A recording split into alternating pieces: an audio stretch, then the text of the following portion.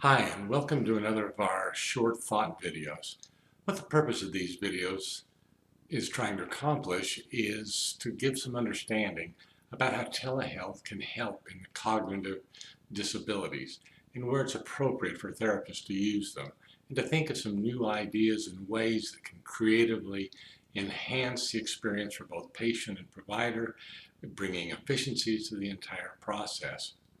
If you keep in mind what telehealth is, it is simply the ability of therapists and patients to connect by video, by voice, and by data exchange. Um, this kind of process allows us to extend the reach of our offices. It means that our patients don't have to be in one location. Let me give you an example. Let's talk about, say, an SLP that is responsible for delivering speech therapy to a group of school kids. Now, if they're all in school and all in one location, but the speech therapist is responsible for multiple schools, one method is to have a location where the students can appear one at a time by appointment, and the speech therapist can appear by telehealth. It means that the therapies can be delivered individually and directly by that kind of location. Imagine a speech therapist that has students spread over a half a dozen schools, where her appointments can be scheduled at different times and places, allowing her to get to all of them in a day. It's an important and powerful piece. The other thing is that when we're talking about telehealth, we're talking about there are differences between what can happen in an individual face-to-face setting and what happens on a telehealth session.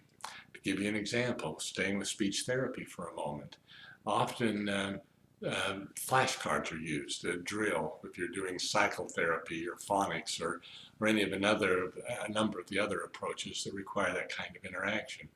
So many therapists are very energetic with strong reinforcements. Well, how do those work on telehealth? You've got a couple options. The platform allows you to display by the machine delivering the cards, showing up on the screen that you can talk with the patient about, get the kids reinforcement, have that interaction. And for some therapists, that is a perfect way to go. Others want much more interaction. They want to stay with their flashcards, with their cards. They want to be able to spread them out on the desk in front of them, pull them up as they want to.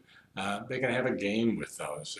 I'm showing you the card and it's sideways. Tell me it's sideways. Tell me it's upside down. No, that's right side up. It's how you interact. And the only way you're going to know that is that doing the system, seeing what works with your patients and what you can expand to. One way to start that is with patients that you already have, that you know. You know what works with them. Doing those first few telehealth sessions with those established patients will help you to understand how you can interact with the telehealth and have the kind of positive experience that both of you are wanting to have. I'll give you an example of one speech therapist that was big on high fives. Well, high fives are different when they're online. So what she ended up doing was trying to figure out, how do I give a high five online? How do I teach my students how to do the high fives online? It wasn't enough just to smack the camera. It needed something more. So it took a wind up and then the high fives. Same sort of thing with somebody that has a lot of tactile contact. If I'm going to give you the big hug for doing the big job, maybe that doesn't work so well online. But I can think of ways to do it. Maybe my online hug is its own experience. Maybe it's getting ready, building it up, and then doing the hug. It's that kind of thing of getting to understand what works for you. This is just another short video with some ideas of how you can use telehealth. And the key thing I want you to take away from this is experiment with it. See how your personality, your interface, your personal techniques of the therapies that you use can adapt to telehealth. That doesn't mean every situation is going to be ripe and good for telehealth, but the overwhelming majority of them can be, especially if you think creatively.